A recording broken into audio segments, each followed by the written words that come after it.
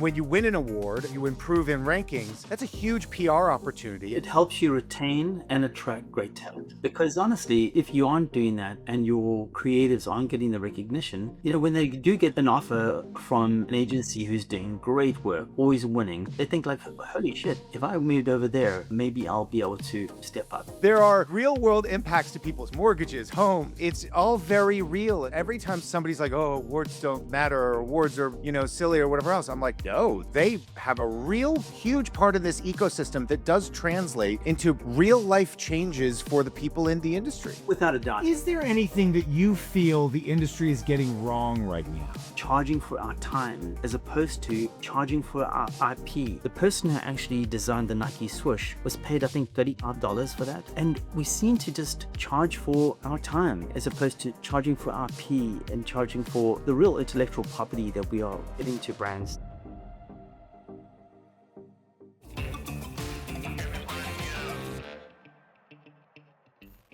Kevin Swanepoel, CEO of the One Club for Creativity. I'm so honored that you came on this podcast. Thank you so much for joining me. Are you kidding me? This is amazing. Thanks for doing this. Always had a good time with you guys. And this is just a great opportunity. It's a total treat for me. It's funny when I get to, work a little bit with people like you over the years, I never get to ask them like questions basically about their job and about what they do and things that I've been thinking about for ages. So this is just, this is a perfect space for me to ask you all the things that have been kicking around in my mind every time we've met. Well, I hope those things haven't kept you awake at night. Well, they won't after today. So I'm excited about that. Awesome. So listen, for people who don't know, can you explain the One Club and the One Show? The One Club is, over 54 years old now, and it really is the organization. The One Club is the holding company as such, and the One Show is the award show to be put on. But most importantly, what a lot of people don't realize is that the One Club is a non-profit organization. So we are here to support and celebrate the global creative community. And, in the celebration part is the One Show, which is our biggest global award show. But, the One Club is actually, think of this as sort of a brand of brands where we actually have the Art Directors Club Awards, which has been now running for 105 years. It's the longest running single award show for advertising and design. And then recently we also acquired the Type Directors Club. So, and then 3 years ago, we acquired the Art Directors Club of Europe. So what essentially the One Club is, as I say, it's a membership organization, and we are here for the creative community, but we are here to celebrate great work, but also support the individuals. So that's really what we do with the revenue that we get. Unlike some shows that are really for profit and are driven around profit, what we do is we like to put that money back into the industry in some way, shape, or form to support either underrepresented individuals or those students, let's say, are trying to break in. Yeah, I always say that the three hardest awards to win in the industry are the D&AD pencil, Can Lion, and a One Club pencil. And it's, you guys are, undisputedly like those three, I think, the most prestigious award shows in the world. One Club is undeniably the most prestigious, award show in the United States. Yeah, well, without a doubt. And we are, undoubtedly the largest show in North America. I'd go on to say that we're probably 2 or 3 times bigger than some of our other competitors. But it's just had this really hallmark of just showing excellence through the years.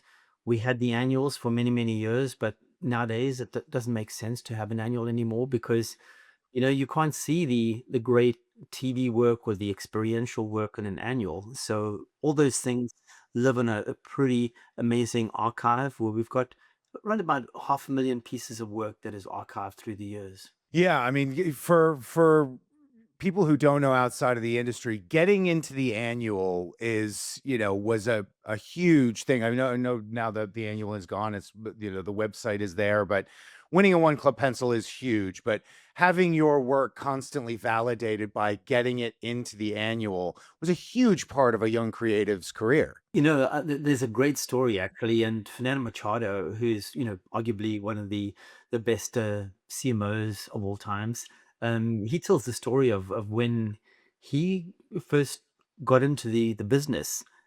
He would take the one show annual and get the um, language tutor to help him actually learn English via Yeah. the one shot manual, So Wow.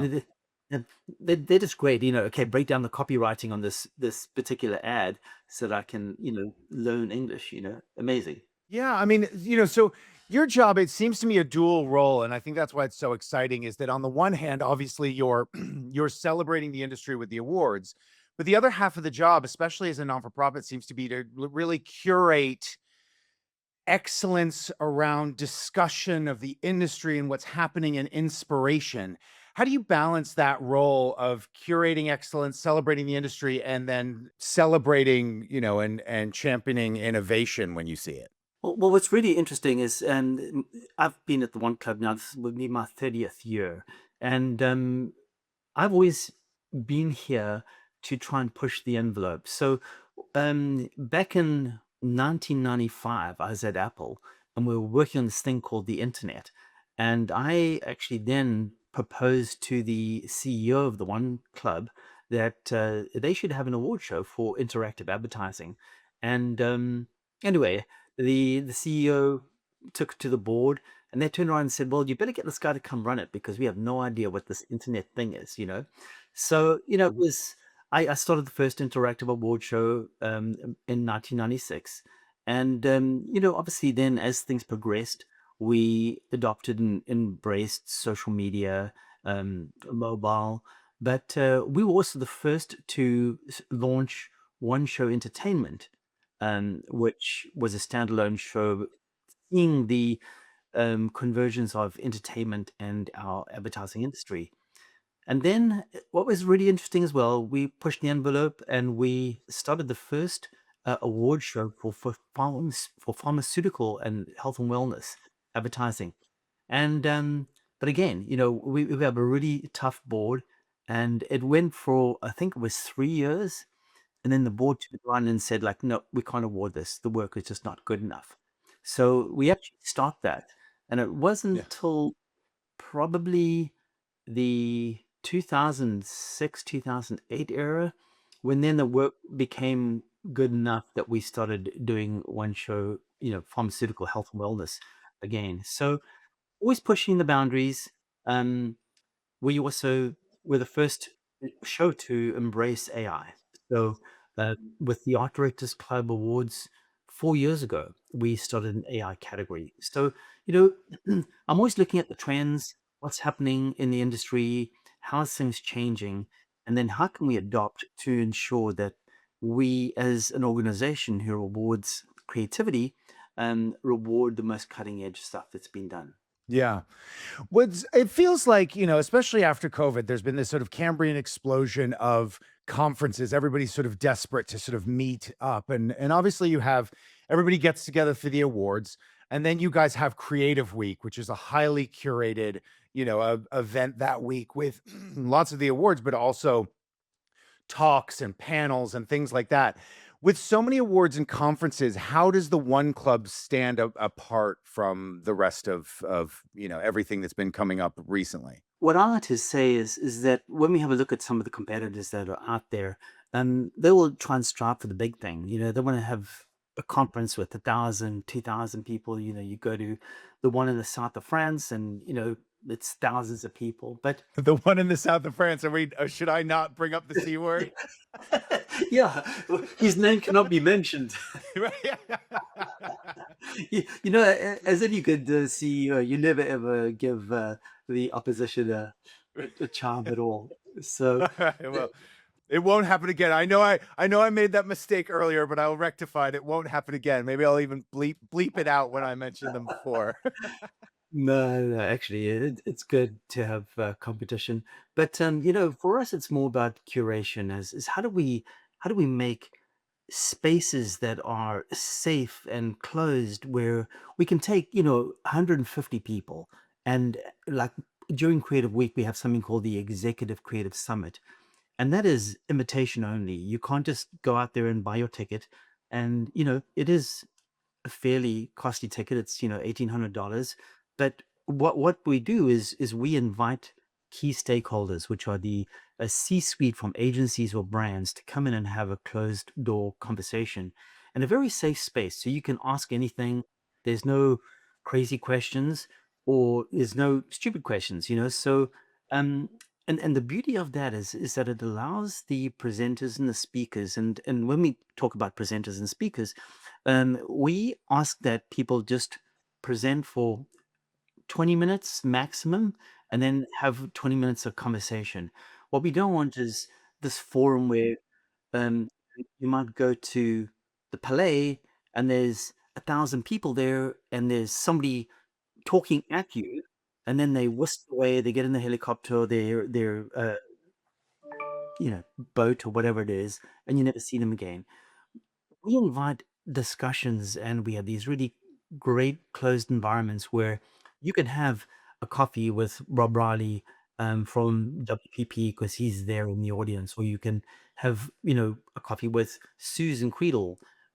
So we just make people accessible and available. It's about connecting people, as a club, as a membership organization. Connection and networking is really crucial to us. Yeah, I mean, how do you we spoke to Cara Cusimano, festival director of the Tribeca Film Festival, and she was talking about how when they're watching the work come in, they sort of start curating the buckets of how everything's shown, and editorially they start kind of creating an eye to what they're seeing that year. During Creative Week, obviously you have a fair amount of control over who comes on a panel, who doesn't, what topics. How much of that do you curate versus how much of that are you surprised by the editorial outcomes of what gets talked about during Creative Week? Yeah, honestly, it's very highly curated. I'm doing that right now. I'm picking the speakers, and sort of this year, one of the major themes that I'm looking at is how do we adapt faster than disruption? Because this industry is really feeling it this year. There's so many changes. Obviously, AI is playing a big part in that. Not that we want to this year talk just about AI. Last year, we the focus and the theme was on AI, and not just talking theory, it's talking actual practical things. How do I, as a C-suite or executive, implement AI in a meaningful way into our workflows? But this year it's across the board more. How do we as an organization or as a company change faster than disruption, because we are being disrupted, things are changing, whether it be the consolidation of some of the holding companies, or um, just the way media is diversified so much. How do we adapt to that? That's fascinating. So, let's say okay, you've got that thing that you're noticing. That is such a great way in, a thin end of the wedge where you go, okay, this is really the nut of the problem, the absolute epicenter of it. So, you've identified that problem. How do you go about making sure that Creative Week and the awards, or the one club organization as a whole, laser focuses in on that? And how do you organize the right creative people to zero in on it? Well, it's again, we've got an incredible board. So I go out to the board. I'm constantly looking for interesting speakers and people, and yeah, so we really dive deep into it. We don't do a pay to play model. This is not like, hey, sponsor us X and you'll get a speaking slot. There's absolutely none of that. I assume who must not be named maybe use that tactic a little bit. Yeah, well, if you walk down the cross set, you can see for sure. Who's paying and who's playing. Yeah, Right, yeah, gotcha. exactly. But sorry, I interrupted again. No, no, no. It's just really looking for the sharpest minds at that sort of influence, or the inflection point where you've got one hand disruption, and the other hand, the people who are actually helping bring about change or navigating it in a way or an interesting way, So, um, and what's really interesting about this year is some of the speakers that have been pulling in are some of the original founders who were at the sharp edge of the change of web when web started coming about, and they were the digital um, forerunners, those people who went from a traditional agency background to more of a digital background. And they all are curious. They all love to, how can I say, um, play with the latest thing. That's what love doing. I just love experiencing and and and seeing what is going down. And some of these people, I think, will again lead this next transition, which is going for more of a AI generated um, platform, whether it be storytelling using AI or AI assisted services that might be implemented nowadays. Well, that's interesting because I think that's the concern. So many of the things that I see is a lot of people getting kind of fat and happy, and they're like, "Well, I rode one wave. The amount of waves I'm ready to ride is sort of done, and I want things to kind of broadly stay the same." It's encouraging to hear that they're as excited about this, thing happening obviously later on in their careers when they could be putting their feet up. They're digging in and they're excited about that change. That's wonderful to hear. I tell you now, Orlando, it's so funny that you say that because one particular person who actually does happen to be on our board, um, was just saying, like 3 years ago, he was like debating whether he shouldn't just hang up the shingle, and retire, and we spoke last week, and he said he could not be more excited about the future. He could not be more excited about the changes and the interesting stuff that's happening, and at such a rate. So, you know, I, and that's one of my things that I love talking about is how do we stay curious? How do we stay really um, open to change? Because as you say, it's so easy. You're great if it's just say one aspect, which whether it be storytelling or film or whatever it might be, or going back in those days, print. How do you make that sort of change from one media type, which was, a given, to this emerging media that's coming, or platforms, not just media, but platforms as well. So I just think that today, if you're not curious, if you're not constantly learning, you're absolutely going backwards. Yeah, it's funny. Some people just love the game, and I think that they will always rise to the top, won't they? I mean, some people put in the work, win an award, get an agency, whatever it is, and they go, "Great, I can put my feet up now and coast." And other people are like, "I was thinking about putting my feet up because everything was getting a little samey, and I wasn't getting to do new, interesting, industry-defining work. I was getting a bit bored, actually. Holy shit, new disruption." Gary V comes to mind. He's always, you get the sense that if everything changed tomorrow, he'd be like, "Sweet, the game continues." Yeah, exactly. And I think just when we look at it, the industry is changing just so dramatically, and I love this analogy that I put together. So the brands are the pie makers. Okay, so they used to have this massive big pie, and it was advertising, and advertising was, let's just say, television, radio, and print, and there was this massive big pie that they had, and then along came this thing called like interactive or digital, and they came to their traditional agencies and said, "Hey guys, I need a website, I need this thing." And a lot of traditional agencies then said, "Well, we sort of can do it," but they would see a hesitation, and then they'd go to, "Oh, there's this digital agency here." So they would carve off this little segment of the pie and give it to the digital agency. And then along came social. And either the digital agency did it, or they then turned around and said, "Oh, well, there's a social agency out there." So they carved off that big pie, got a little smaller. They carved off that and gave it to the social agency. And now creators are coming along. You've got AI coming along. You've got all these different things. Data was huge. So either you as a traditional agency adopted those skill sets, or what you saw is that pie just keeps on shrinking, you know. So, for me, I'm a firm proponent of trying to get agencies to say, right, how do we build the skill set and the resources to be able to offer those services to those brands? Yeah. Do you think that being a nonprofit is actually its own kind of superpower when competing against other award shows that um they won't be named, but maybe they have the stink of commercialism on them? We think of ourselves as Switzerland. We are independent.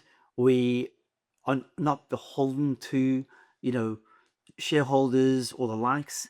And also, I think we in that sort of bit of a safe zone where we talk freely about work, we talk freely about, people, and we have our own rankings, which is very, very transparent because um, other people put it out there that they have rankings, but then what they don't tell you is, well, y- they skew their different awards based on, you know, their secret sources, they call it, but all it is a way to put their different shows higher. It's like whether it be the walk rankings or what, the other show in the South of France does is, they give you, your award is worth X, Y, and Z, DNAD is worth X, Y, Z, and theirs are all skewed because they rank them higher because they own those shows. But when you ask them, and they say it's transparent, but when you say to them, right, well, what is the weighting of each award? Oh, well, that's secret source. We Right. can't disclose that. Um, what we've done is we've had this global creative rankings, which is very transparent. The awards for each show is shown, and it's clear. You can add it up yourself. Um, so I just think, that's just where we stand from sort of um, a non-profit side of things. We just try and be, open, transparent, and yeah, we don't try and sway things. Gosh, the Voldemort analogy is really apt. I mean, it seems like there's a dark arts of global advertising weightings and rankings in terms of awards. I didn't know that at all. Yeah, yeah, it happens all over. But I think, for me, um, what I've tried to do is really we put the methodology out there and we put everything in black and white where anybody can see it. They can add the points up themselves if they want. But at the end of the day, you know, let's just call it what it is. If you're going to rank the best work, you just show what it's won. Um, Obviously, global shows are worth more than regional shows and then local shows. But it does, I mean, just so people understand the economics of it, those sorts of things really do have an impact. As you know, there are so many different awards. It can be very expensive to keep entering them. I ran a production company out of the UK called Biscuit Filmworks. And we would look at our award budget every year and be like, okay, this has got to be spent judiciously. And and when you win an award and then when you improve in rankings, that's a huge PR opportunity, and you're more likely to get sent scripts from creatives. When they have a script, they go, like, I mean, in 2013, I think, or 2014, Gun Report named Biscuit Filmworks the global most awarded production company. We got significant uptick in scripts that following year. It had a real world impact on us, our ability to hire and real world things. We didn't, for example, in the UK, there's a magazine called Televisual that ranks the UK, market of production companies. And if you weren't one of the awards that Televisual used for its rankings, the chances that we were going to enter you were very low. Um, and so it really does matter. It matters to the award shows, it matters to the production companies, and it matters to this, economy of advertising, creativity, and celebration. Absolutely. And, we like to see it as like a wheel. Think of it this way. When you enter award shows and you win, you attract good people generally. People don't want to come work at an agency who doesn't enter, doesn't win, because if you are doing great work and you're winning, generally your books can get better, your portfolio will get better. So, when you are winning, you attract good people.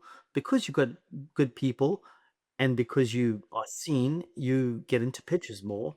Because you've got the good people, you win pitches, and it's sort of a circular thing. But it goes the other way as well. If you are not entering, if you're not participating, if you're not being rewarded, then you're not as visible, and it will affect your business. As you say, I think that's a clear example of just, if you do get into the rankings and you're up there, you will get noticed, you will get more business, you'll get more pitches, or invited into those pitches. Yeah, because for the creatives in the agencies, if they win awards, they can lobby for a bonus at the end of the year. I think that that's the other thing is like there are real world impacts to people's mortgages, homes, like I mean, it's all very real. And it's every time somebody's like, "Oh, awards don't matter," or awards are, silly or whatever else. I'm like, no, they have a real huge part of this ecosystem that does translate into real life changes for the people in the industry. It helps you retain and attract great talent,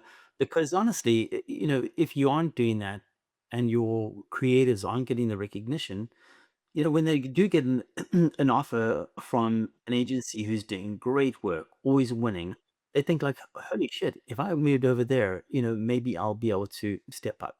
So yeah, it's a natural thing. How you talked a bit about competition. How do you compete against for-profit award shows that, that have, crazy resources? I know you guys have, great resources as well, and as well the advertising community holds your award show in such high esteem, and being a part of Creative Week is a huge thing for anyone to be a part of. But how do you then compete on a nuts and bolts, like, just, you know, eh, depth of weapons and army personnel? How do you compete with, things that are for profit and have huge amounts of resources to throw at every problem? Well, honestly, being a nonprofit, we actually do have great resources because we don't get taxed, which is, a huge benefit. But another thing is, I mean, we're a team of 50 people, and that allows us to have boots on the ground, generally, all over the area. Um, we spend an enormous amount of time on the road. Last year I probably spend 5 to 6 months of the year on the road. So, that's just what we do. That's the nature of the game. And this is also like every business. This is a people's business. This is about you. It's about the relationships. It's about the people. And we have got an incredible board of directors, both nationally and internationally. Um, and so it's just those relationships that we as I say, I built these over 30 years, and I've been on the road for 30 years. So I have a few miles. You bring up the board. Obviously the board of the One Club is full of some of the absolute leaders from some of the biggest and most powerful um, ad companies, clients, people from Google, people from, large agencies. It has you attract just the absolute best of the industry globally. What sort of influence do they have over the One Club and its direction at any given moment? They're a huge influence on what we do. Right now we are just literally in the throes of rewriting our mission statement. And, I've asked the board to relook at it because, things have changed so dramatically over the last 5 years. And I want us to ensure that we are relevant, that we are um, addressing the needs of the creative individuals. So, right now the board is incredibly engaged. We have different committees that work tirelessly, whether it be the Hall of Fame, which is obviously looking to induct people who have historically done incredible body of work and given back to this industry over time, or looking at where we should be going as an organization, what should we be leaning into, and we are as I say, a nonprofit educational institution, a 501(c)(3). So one of our mantras and one of our missions is to how do we educate the industry? And I'm really thrilled to say that we also believe in inclusion and diversity, gender equality. Um, going back, we started up one school which was done to try and change the makeup of the creative teams in our agencies because there was a lack of diversity. And when George Floyd was murdered, we worked with the team to create one school, which is a free portfolio school for Black creatives. And so we now have five one schools. We have four in the US and one in the UK. And the board has been really supportive of, okay, we are an educational organization, and for that, have a look at, let's just say, WPP, who's been a huge supporter, and Rob Riley is on our board, and he is instrumental in getting the industry support for one school, which is remarkable. Um, there again, we have a board member from TikTok on our board, and when we look at the industry changing and creators becoming more prominent, Sophia, who's our board member from TikTok, supported and helped us form One Creator Lab, which is trying to get young creators off TikTok and bring them into the agencies. So the board is super focused, super engaged, and really help out at every length, trying to sort of say, right, how do we train, how do we get people so that their skills represent what we need to do in our business today, currently? I think that what I've seen a fair amount of is I've listened to panels or been on panels over the years about being like, we need the next generation more than they need us, and we need them to come into the industry. And then especially what I'm seeing in both the creator economy and now AI is these people going, "Ooh, I've done some interesting work in the creator economy. I want to come into the industry." Or I've done some interesting work in AI. I want to come into the industry. And everybody in the industry going, "No, we want the new generation, but not that way." And it's interesting to hear you talk about that path from the creator economy in, because it sounds like your role as an educational institution, that's so built into your mantra that you combat that myopic vision of only going, no, they need to be grads and they need to go to an art school and then they need to make this progression. Then they need to be interns at an agency, then the mailroom. That has changed and there's more dynamic movement through those things. And undeniably, these people are creators. They're not creatives in the way that we're used to them. But it's amazing to hear you talk about that because it's a rare thing to hear. Yeah, and we're really part of the board on this because the five one schools that we have, as I say, they are free training. It's a 16-week intensive program. And one of the most beautiful stories, as you say, usually to get into this industry, you had to go through a portfolio school. Um, when we were doing our graduation, a couple of graduations ago, we like to ask the grads, sort of what did you do before you came into, you know, one school, and we've graduated 350 um, graduates from one school, and the one person stood up and said, "Oh no, he was a private investigator, and Fantastic. he's a private investigator now into the industry." And another one, which is just so amazing, the story. The guy worked as a welder in a metal factory, and he did this beautiful, beautiful post, man. I'll never forget it.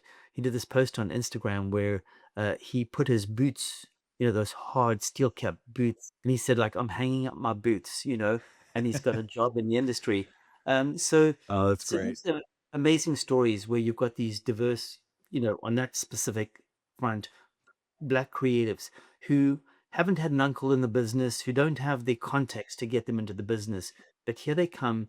They do this 16-week intensive course. It's done part time because these individuals still need to go and have a job, put food on the table. So they work at night. And then after this, we've got a really strong mentorship program. And also, we have a career fair called Where All the Black People that really look to get these guys hired in the industry. That's great. Yeah, because we forget there's an inciting incident in all of our careers. And I don't know if you had this as well, but I remember being in Amsterdam. I don't know what I thought I was gonna do there, but I moved to Amsterdam with, with yeah, Little neat. exactly. Yeah, yeah. It was highly influenced. I did come straight out of college in New York. I was like, "This is attractive." And my girlfriend at the time, Kate Morrison, who's now she's at Google, she was at 72 and Sunny, but we moved over there together. She got a job at 180 in their business affairs department. And Peter Klein one day had, I came in to drop something off and he was like, "Here, sit down, watch this." And he showed me the Stacy isn't possible is nothing spot. And I just went, "Oh, wait, I don't have to be an accountant?" And you get paid to do that? Yeah. This is a thing? This is something I could do as a job? Fantastic. I don't have to be an accountant. I don't have to, like whatever those things were that I thought were being an adult job, the the the relaxation and sudden need I felt to get into being able to do this, where it was like at one part of me just went, "Oh, thank God. I'm so glad that this is an option." And the other part of me went, "Shit, I better get in this as fast as humanly possible." And, and Pete helped me get a job. I think because he didn't want to lose Kate. She's a far better better employee than I am. But I think he didn't want to lose her, and so he got me an interview for to be an in-house editor at Wyden and Kennedy, and I just, and just across the canal. And it was so liberating. It was so exciting. And I think that to be able to be a part of that for the next generation, whether they're coming in through AI or through whatever, however they're coming in, I think that's such a wonderful thing. Yeah. Well, that's incredible that you were part of that journey because, 180 Amsterdam was amazing. Wyden Kennedy and Amsterdam, also just incredible shops.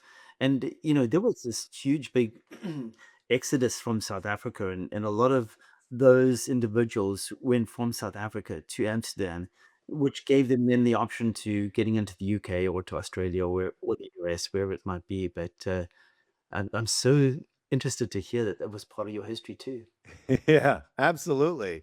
I mean, so, it's funny because I think of, AI and social media to me have a lot of connective tissue, and I think that there's been this sense that the traditional industry has kind of not ignored them, but I think social media when it started got a lot of the same blowback as AI is getting now. Certainly when YouTube first came out, I heard a lot of the same things from creatives or producers within advertising, which was it's full of a lot of crap. It's going to be armchair people doing shitty stuff, and it's just going to permeate and basically all the stuff that describes slop now. But undeniably, what we've seen is people who undeniably understand that medium. YouTube has taken off as the biggest media distribution system in the world. There are loads of creators. There are more creators now making their living or supplementing their income with their creativity than there was ever before. And I think that are you seeing that same thing that I'm seeing, that there is this sort of this similar reaction? Absolutely. It's so funny when you say that because going back to those early days and the late 90s when people were doing incredible work. I remember the guys doing banners out of Brazil, and they could make a banner do all sorts of shit using Flash and that, and it was like genius stuff. And there were big ideas put into little banners, and then your traditional guys would be like, "Oh well, nobody wants to do a banner, and that shit is like invasive, you know." But it's the same as you saying there. Then along came social, and that's just shitty short form content. And now it's AI driven work, which is just slop, But I have to tell you, let's just actually really be honest here. If you go and have a look at, I don't know, TV and all the ads that you see, how many are great creative ideas Yeah, and how much so is few. not that great? The majority of work that's done in an agency that pays the bills, it's great creative work. It's there to try and move a product for a brand, but it is not this incredible, groundbreaking idea that's come through. The large majority is it's like what you see on most websites and the stuff. I'm not going to diss it because it just that's what agencies have to do, and that's the sort of the things that pay the bills. But there is those groundbreaking moments and those groundbreaking pieces of work that you'll look back. There'll be BMW films or Apple 84 or even something, let's just say the statue that was done by McCann and put outside Wall Street. the Wall Street, where it's not even an ad. What is this thing? It's a sculpture, for God's sake. But Fearless Girl was remarkable, and that's what I love about this industry is that there are these opportunities for people with great creative minds to come up with things that just completely change the rules and that stand out. And that's the type of thing that we love to award. But there's also the other stuff that you know you'll be watching TV at midnight and you wonder, how did the client approve that? That happens all the time. My partner, who's not grown up in the industry, is like, "How did you? Why do you care? How did you notice? Like, I assumed it was all bad editing. How did you know that bad editing was particularly bad?" I'm like, "Oh, I just the amount of time sitting in edit suites." Um, how do you balance that though? Because undeniably, AI is being used all over. I mean, right now, I mean, this program I'm using to do this, and many people I know who have podcasts that talk disparagingly about AI use this Riverside program that I use, which has AI all over it. Um, so it's sort of almost impossible not to use it. But how do you go about managing a creative awards ecosystem in such a polarizing, state from a PR standpoint? Do you shy away? Do you, like the fearless girl, stand in the face of it and go, "No, we're gonna award what we're gonna award"? How do you manage that? And I mean, does the one club even have the power to manage that, or is that really just the judges? Do you guys influence the judges or say this is the perspective we think you should have? How does that work? We do brief the judges on our perspective, and certainly I think I think that there's actually a simple rule. Um, AI really is another tool. I don't care what anybody says. It's gonna help agencies and creators produce work, probably work that probably could never have been done before. Um, it's not about producing work quicker, cheaper, and getting to the bottom. But I think so long as work produced by AI, the creators and the agencies actually validate what they've done using AI, that's fine. But if you are creating something which is false, and I think that's the barrier, where Yeah. you start getting to a point where you've created something that is completely false and you are lying to the jury about what you did, how you used it, or the outcomes. So, I think it's like everything. If you've used a tool and it's good to the end and the means, and you transparent about the way you've used it and how it was used, I think that's fine. It's when it's used for devious purposes to, and I'm not going to relitigate the issues that happened in the south of France last year, but that was that was tough, where the jury was misinformed through the use of AI. It's funny because I think that there is a social contract in advertising. I mean, we obviously focus so much on the creativity, the execution, the craft, how it was put together, whether it delivers on a creative idea, and as well then on the back end, the metrics of whether or not it was a success. That's what we get very obsessed with. But at the end of the day, the base social contract between the brand and the consumer is, I'm going to make a piece of media. It is asking you a specific question, which is to part with a certain amount of your money. I may even tell you exactly how much money I want you to part with and exactly when I want you to do it. This Friday, there's a sale for $9.99. You'll get this.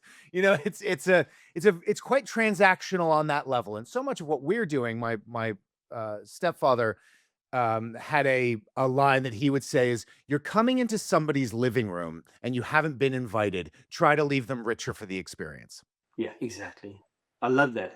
Yeah, and I think that When it comes to AI simply as a cost-saving mechanism, I think it undermines the social contract, which is you're asking me to part with my money, but you're not willing to spend money to get me to do, like the idea here is at least be honest, because if you're not going to be honest, I then can't believe that your product is honest or that your brand is honest, or and those sorts of things. And so it's interesting that you brought it back to honesty, because I think that that's exactly right.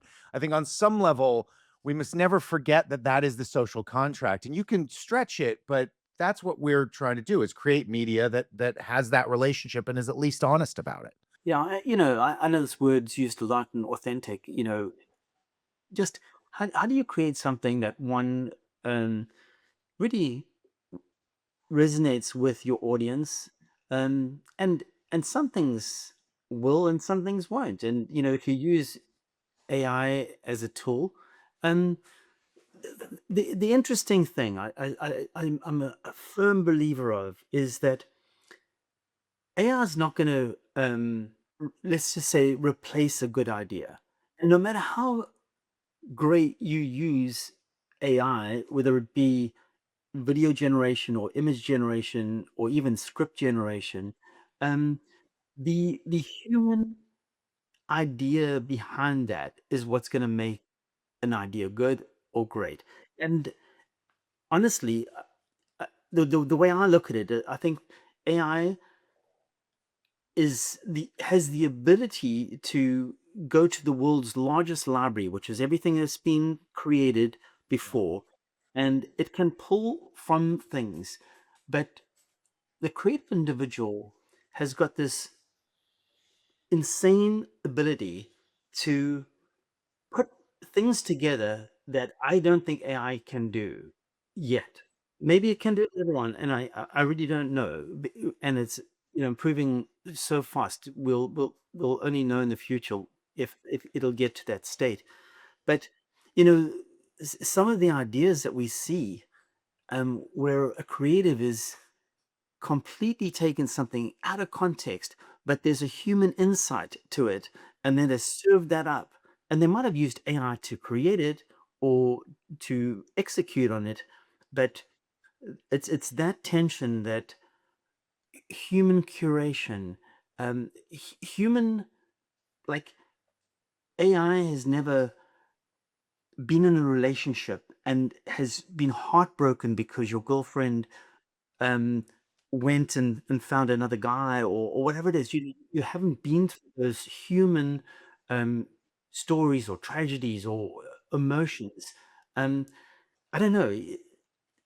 I'm still very very hopeful that that won't ever be lost. That us as individuals and humans will still work with these AI tools to deliver on the ideas, the human emotion that we've lived and breathed and got to know. Yeah. Do you think that, I mean, obviously you guys operate globally. There are so many different, global and regional tastes and trends and those sorts of things. Do you notice those, every year, do you notice those regional trends or regional approaches to work, and how they kind of change the global lens of creative celebration? You know what? And I actually really do. I mean, I really have the best job in advertising. It's like incredible. I meet the greatest people, the greatest creators from all around the globe. And, certainly, if I'll travel to India, what you're seeing and the creatives and the difference of the way people create in India to, let's just say, to you go to Thailand and you chat to the guys there in Thailand, and they've got this most wicked sense of humor. And then you have a look at that, it's got this real wrapper of that is just so typical Thai, you know. And then you can go to Brazil, and it's got a very, very different look and feel. And I just love it. And this is going back a while in the early days, Yeah. when I first joined. If you looked at South America, you got two neighboring countries, Brazil and Argentina. Brazil, they were just great at print ads, and And then they got great at web and banners and stuff like that. That was this hotbed in Brazil. And then you look across the border at Argentina, and their film was insane, but they couldn't do print. Right. Brazil was great at Yeah. print, but they couldn't do the film like the Argentinians could do. Yeah. So, I mean, it's just beautiful to see the different flavors across the world and Yeah. how culture has really impacted it and changed it. Yeah. And how do you combat that? Because obviously the One Clo is a global but American award show. I presume you want some level of American editorial eye on things, but also you have to make sure that it's not making the judges and the organization blind to the great and wonderful creative things globally. How do you combat that practically? Honestly, what we've seen, which has been remarkable, is when I first joined, there was a jury of 12, and 12 people would judge the entire one show. They would go on location for a whole week and judge all 22,000 entries. Now we've got 240 judges that judge the work.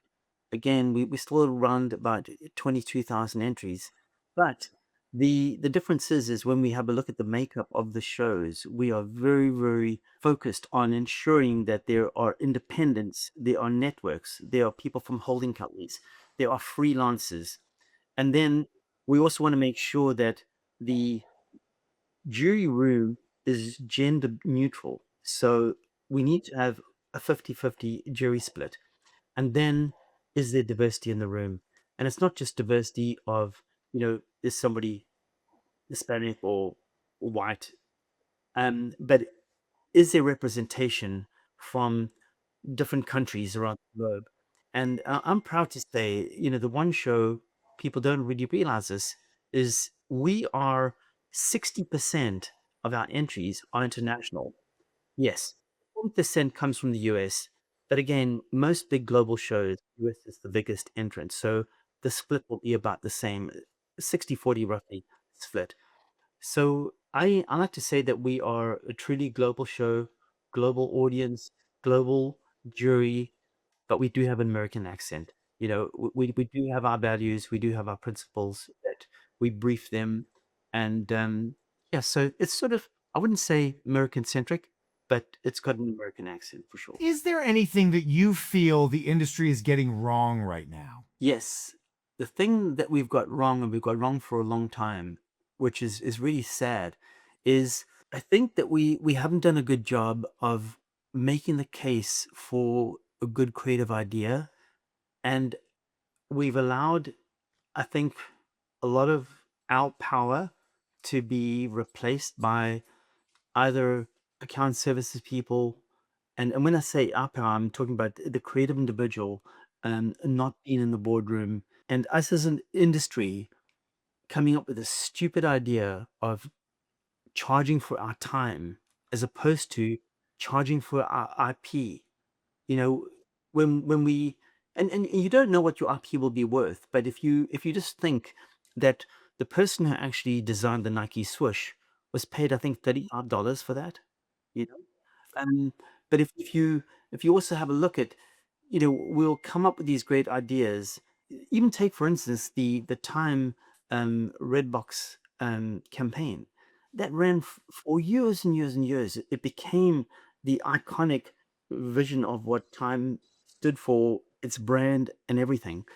And we seem to just charge for our time as opposed to charging for IP and charging for the real intellectual property that we are getting to brands. So those are the two things. Yeah. I think creativity and our creative leaders.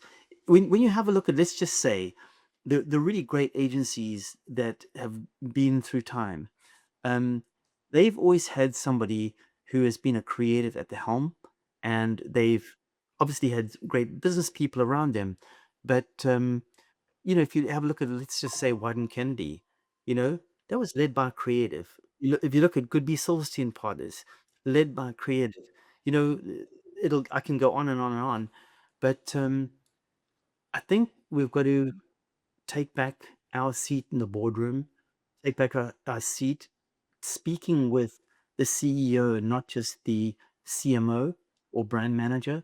Yeah, I think that's the two things that I think that we've, and obviously this is way before my time, but when American agencies gave up and left that to the media companies, and just focused on the creative, and and then with s- selling it as time and billing it as time, there was a big mess. So if there's any magic way, one that I could wave to change things, um, I'd love to be instrumental in finding a way to get us back into that C-suite, that we could talk to the, the CEOs about brand value and the idea on how powerful it is. Yeah, it's an interesting perspective as well, because I think that the everybody always says, when media left the agencies, it was really bad for the agencies because obviously, A, it was a huge amount of revenue, and B, it was a amount of creative control over your output and how it's shown in the world. And I do think, but what you've just brought up is a really interesting point, because actually, one of the big things we lost is the creative control. If you had a creatively led agency that had control over the media, you had a much better and richer experience for the consumer of how that media was expressed in the world. That's a really interesting perspective. I like that. Yeah, and it's something that we have to solve. And I think, going forward, how do we just figure that out? Just because now ideas and creative are being given away by media spend. you know, so when a media company is pitching for media business, they're basically throwing in the creative. But the creative, it's hard to put a value on creativity. Yeah, there's in some respects media does so much of the work, and usually the balance is what 10% of the overall media spend is what's spent on creative and execution. Um, and but that's the thing that's going to get it to cut through. That's the thing that's going to get somebody's eyes to linger on it a little bit longer, and maybe that balance should be a little bit more equitable. And that's the difference between a good campaign and a great campaign. The media spend becomes more effective with good creative. Well, Kevin, I've kept you over time. You've been so generous with your time. Thank you so much for chatting with me. I can't thank you enough. These are all the questions I've been wanting to ask you for ages, ever since we met. So I'm really appreciative. Orlando, this has been fantastic, man. It's been a great morning chat, and Awesome. thank you for it. Well, just before we leave, you've got Creative Week coming up in May. A, do you want to let's get a little plug for it, and B, what can people expect in Creative Week in May? Absolutely. May 11th through 15th, in New York City, there is a full packed lineup, from the one show to Young Ones to the Art Directors Awards on the Wednesday night. And then we've got the Executive Summit, which is Thursday and Friday. And then we have an AI challenge, which is crazy because we've done this now 3 times, where we get creators in using AI, and we put them against each other in this bracket, and we award a winner the most creative use of AI Great. in the end, which is pretty insane. It's this like live cool party thing where we've got a DJ spinning, we've got an MC, and two creators go head to head. They get given a brief, and they've got 10 minutes to solve it and come up with an ad around this brief. And yeah, and in the end of the evening, we announce the winners, which is fantastic.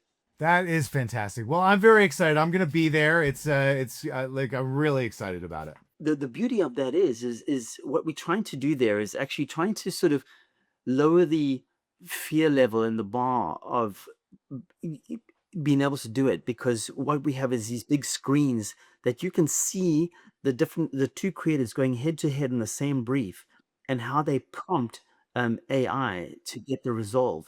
So it's a teaching moment where you can say, oh shit, I never thought about prompting that way. Oh, what tools are they using? And trying to see the difference, because to get to the end objective, it's not just a single tool. You'll use, whether it be Claude or OpenAI, to come up with a prompt, and then you'll put into VO3 or Kling, whatever you're using.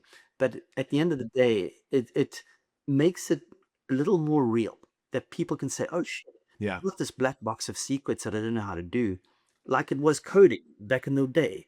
Oh, I don't know how to code. Everybody can prompt. In fact, I actually think that some of the best creatives using AI are going to be copywriters because they can write Right. great prompts.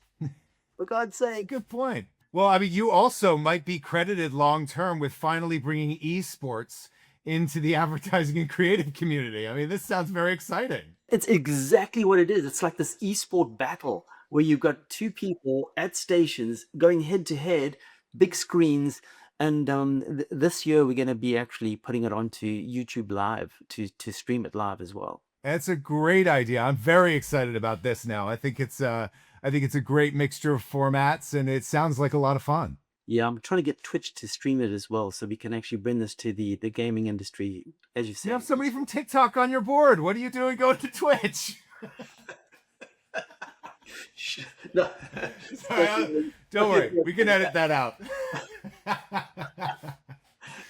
Well, Kevin, thank you again so much, man. I so appreciate it. It's been a blast. You take care, Lando. You too, man. Take care.